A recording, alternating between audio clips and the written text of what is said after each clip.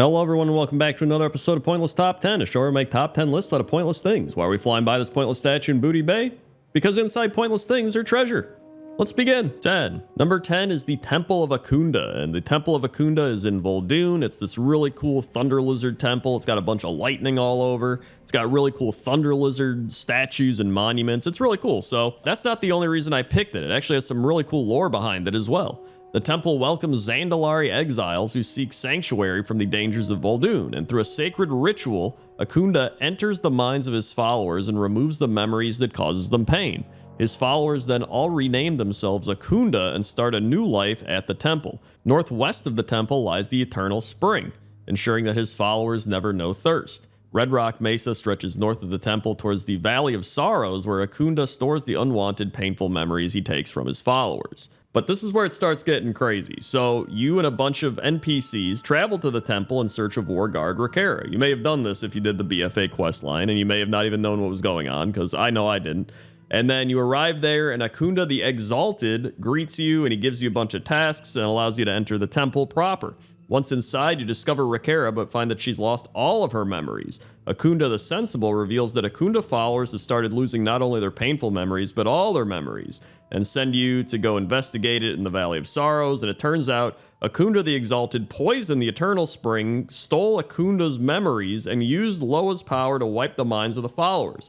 But with the help of Akunda powers of the storm, the adventurers kill Akunda the Exiled, freeing Loa and allowing them to restore the memories of his followers. And after all this, all of the Akunda followers abandon the Akunda name and return to their true names. So, kind of a wacky, wild story. I mean, if you want to go play that questline again, you should go check it out. But that's why the Temple of Akunda is number 10. 9. Number 9 is the Temple of the White Tiger, and the Temple of the White Tiger is an ancient training ground protected by an elite force of martial priests along with the spirit of the White Tiger itself. And whenever I see the Temple of the White Tiger, it really just reminds me of Pandaria. This was just one of those standout buildings, right? Like wherever you go, if you go to all the zones, I just remember being in Kunlai Summit and always seeing this temple because it was just high up in the mountains. It had really cool architecture, like you walk around and you can go up a little path to get to the temple, and it just stood out. And of course, being the Temple of the White Tiger, there is Xuan, which I don't think I said that right, but that was my best shot at it. The White Tiger is one of the 4 wild gods known as the August Celestials who dwell in Pandaria. Xuan watches over the Kunlai Summit from the Temple of the White Tiger and is sometimes referred to as the Northern Celestial. And in the original 4 symbols of Chinese mythology, which the August Celestials are based on, the White Tiger is in the west, not the north. So there's some fun facts about all that, and that's why the Temple of the White Tiger is number 9. 8. Number 8 is the Temple of Zin Malor, which was a once prominent Night Elven temple to worship their goddess Elune. And it actually has a very similar structure to the Temple of the Moon in Darnassus. The temple is currently occupied by the Spitelash tribe of Naga, one of which is this guy who is just standing a little awkwardly. You know, it's not the most conventional standing style, but you know what? He's doing his thing. He's having a good time. I'm not going to judge. And the Crystal of Zin Malor once rested here, but it was stolen by the inhabitants of Keltheral in Winterspring. One of my favorite parts about the Temple of Zin Malor lore, though, comes from Wowpedia, and it says the temple has at least one underground royal vault, which contains a chest of Pandaren design, the last gift the Pandaren gave the Highborn before cutting ties with the Night Elves. The Pandaren said it contained all the arcane magic the Highborn would ever need, but was in fact completely empty. The gift was actually a message of advice and wisdom to the Highborn that they did not actually need arcane magic at all. I just imagine some elf opening this up and being like, dude, where's the arcane magic? And they're like, the arcane magic is inside of you. It's the friends we made along the way. And he's just like, yeah, but really, like, where is it? I want my magic. Either way, that's the Temple of Zin Malor. It looks pretty cool, and it's number 8. 7. Number 7 is the Temple of the Red Crane, and the Temple of the Red Crane is home of the August Celestial Chi-Ji, the celestial embodiment of hope, located in south-central Krasarong Wilds.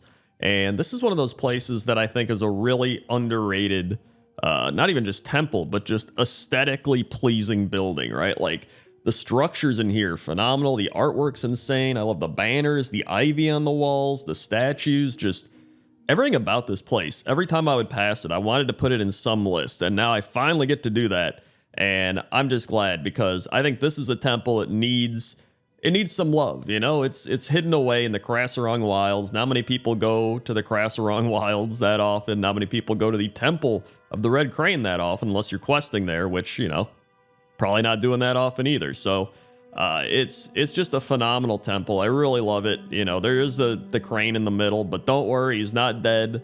You and Anduin, I believe, heal him up later, and then he's fine. But overall, I mean, I just really love this temple's architecture and everything, and that's why it's number 7. 6. Number 6 is the Temple of Elune, and the Temple of Elune, according to Wowpedia, is located in Val'sharah and inhabited by the Sisterhood of Elune and the Druids of the Moon. That rhymes. The Gardens of the Moon, where the Tear of Elune was kept, extends out past the temple stairs.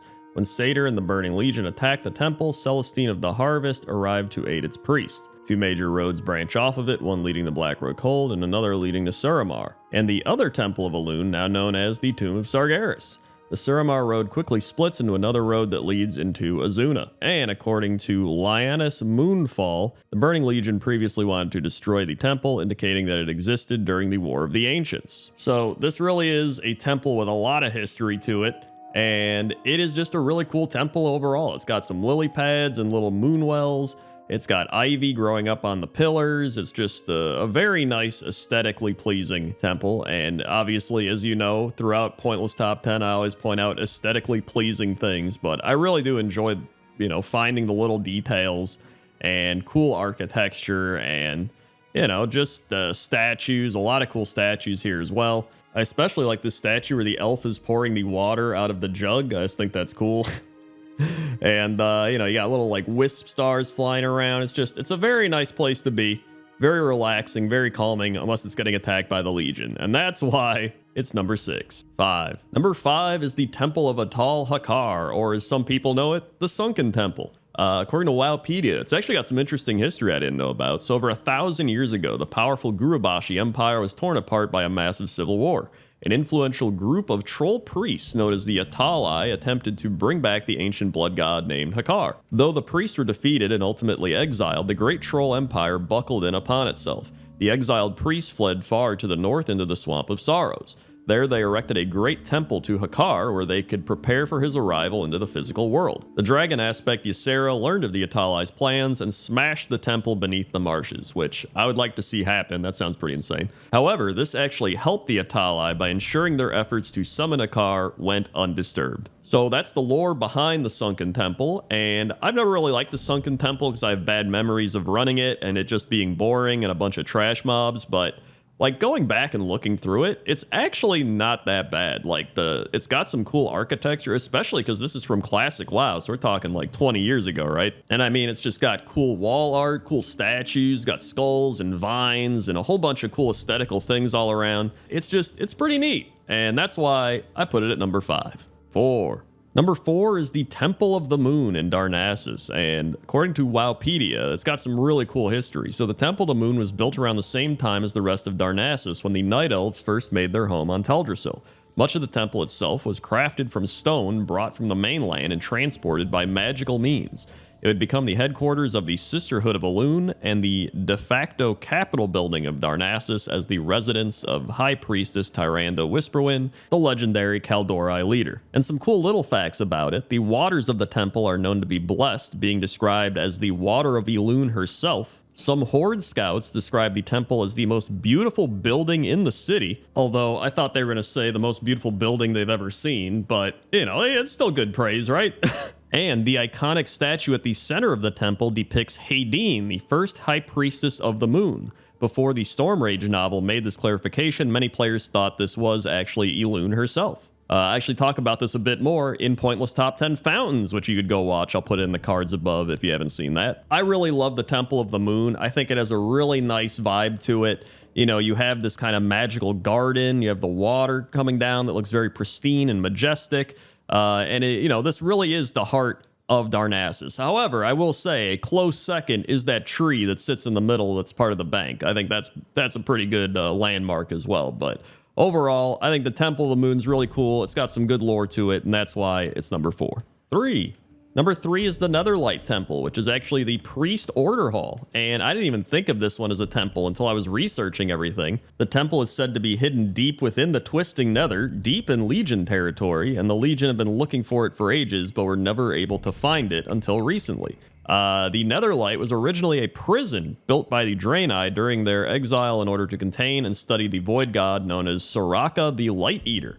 It was also built as a place to commune with the Naru, ponder the nature of the Twisting Nether, and conduct research into the Void. But the main reason I put it here on the list is I think it's a really beautiful temple. The stained glass windows up there, it's got all these different purples and blues and bright yellows and everything. It's got all the different priests walking around, so it is very temple-esque. You have the actual Naru thingies floating around. I already forgot what those are called.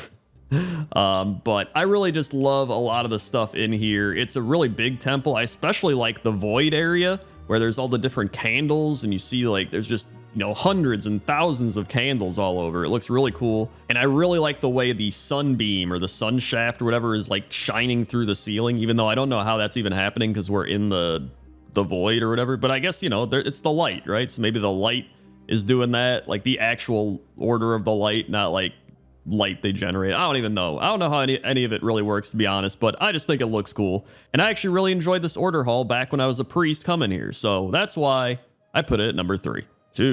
Number 2 is the Black Temple / the Temple of Karabor, and before the shattering of Draenor, the Black Temple was once called the Temple of Karabor, a sacred site to the Draenei which served as the refuge of Prophet Velen. And if you go to Draenor, or I guess you can still go to Draenor, you can see there it is, the Temple of Karabor. You can walk around as it used to be, see what it used to look like, and, really appreciate it before you go to the Black Temple and go, wow, this place got destroyed.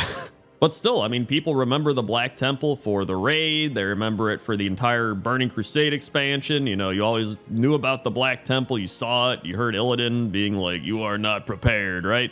That was the whole thing. And so being able to go there and raid the Black Temple, I think a lot of people have nostalgia of it. And I'm not going to lie, when I was making this list, I didn't even think of this because I almost didn't consider it a temple, which sounds kind of dumb, but I was like, wait a second. The Black Temple / Temple of Karabor. That's like one of the most prominent temples in the game. So I was like, how can I not include that in the list? And a fun little fact here was in the Frozen Throne, the Black Temple was called the Black Citadel, and it was actually situated in the Hellfire Peninsula instead of Shadowmoon Valley. So fun little fact there, but I had to put it on the list. It's so notorious. I had to put it way up there, and that's why it's number 2. And number 1 is the Temple of Kimbul, or Kimbul, whichever it is. I love his temple. It is easily one of my favorite temples in the game. I mean, you might even say it's my favorite because it's number 1 on this list. I really love this temple. It is the temple that made me want to make this list because I remember flying around and seeing this and I was like, dude, temples.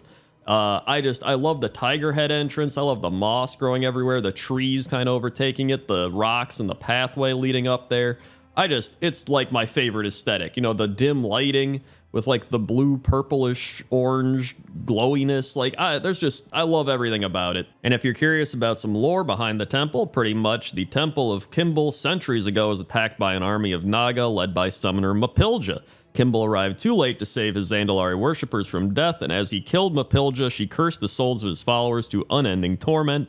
Now the temple lies abandoned and broken, and its entrance sealed by a magical barrier that only opens to whoever holds the Ring of Tides. Seeking refuge from the Stormcoil Naga, the Tortolans travel to the temple to seek Kimbul's protection. You obtain the Ring of Tides and enter the temple, but Kimbul informs you that Honor would now not allow him to accept new followers until the souls of his original worshippers were freed from the curse.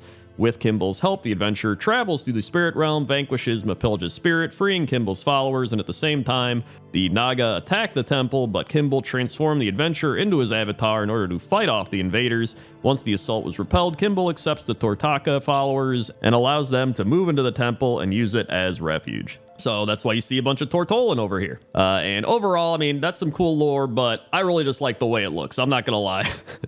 And that's why it's number 1. Hey everybody, thanks for watching this episode of Pointless Top 10. Make sure to like, comment, subscribe, and if you want to check out some other Pointless Top 10s, we had Pointless Top 10 Squirrels in World of Warcraft just last week, and we also have Pointless Top 10 Weirdest NPCs if you want to see some weird NPCs. Okay? Okay.